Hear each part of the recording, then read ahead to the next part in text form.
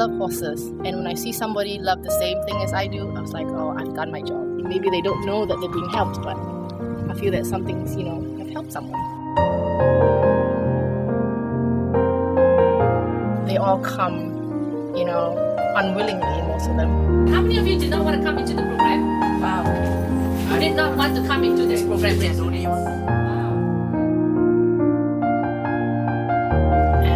they have this macho image and this actually big shield in front of them.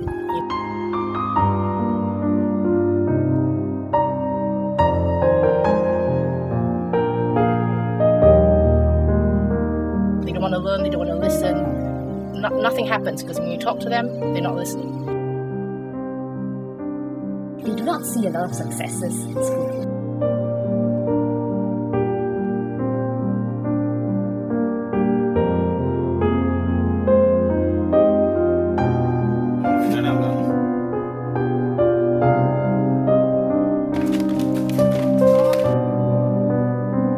In school, it's very visual. They stay in a classroom. They're confined to that room, that table, that space.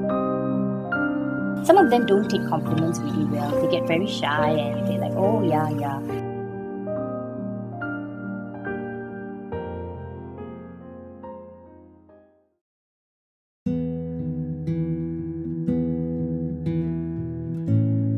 When they came here to the stables and they first started to meet and greet the horses, you could just see the difference in them. They were like, wow, so we're allowed to go and touch these horses?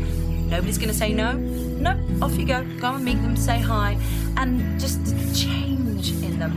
Their body language changed, not so much the gangster language. I think so last week, Wednesday or Tuesday, we did all spray. And we took maybe 30 minutes just to put the horse. Head color. So we were thinking, we don't give up. So we didn't give up. That's it. Now, go as a team. Okay lah, power lah. What they take home is that they can do it. They can be in control of their environment and what they are doing. The learning is just minute by minute learning. Every time they are learning something new about themselves, they gain a lot of courage. They don't have any leadership positions in school to see. And here, it's so natural for them to take up leadership. I guess it's their character as well, to always lead. And they're not bossy. They've started to smile and show positive facial reactions, which is small changes, but I think it goes along. We have to just sit down, listen to whatever teacher say. Here we can move around, make more strong bonding with the horse. Listening, social interaction, I think also self-awareness. In the sessions here, we kept asking him, so how do you feel? Did you feel fear? Yeah, I actually felt fear. How do you address this fear? How do you now then, if your fear doesn't mean you don't do it, you still keep trying. So how do you do that? So, we take 2 steps back and think, what's the next step and what's the next step, and then we overcome those fears.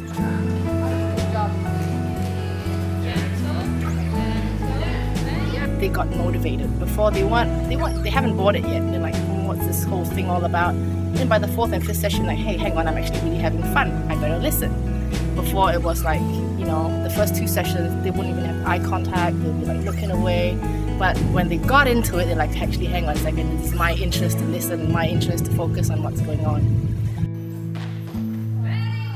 I believe that their other senses are heightened over here. 10 days in a row, there are people here with absenteeism issues. All 10 sessions, they have been here. We have never seen them like this.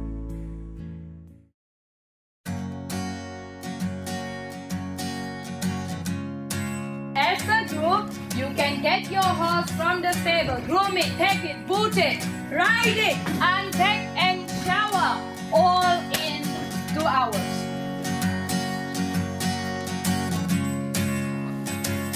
For some, they've discovered the love of horses. People that were defensive to start off with, the big egos, they've learned how to address those egos. They change from being a little bit silly, a little bit giggly, a little bit, ooh, or got a funny quick answer to, wow, this means something. Teachers want our attention, teachers want me to learn, and we must learn. At the start, they're like, oh, what's this horse thing, man? Why do you have to come? This is just another, oh, this is detention, yeah, whatever. And then when they started to enjoy it, then it just became, hey, I want to do this. So in future, even though something bad happens to you, just don't give up. It doesn't matter how much you get hit. It matters how much you get hit and keep moving.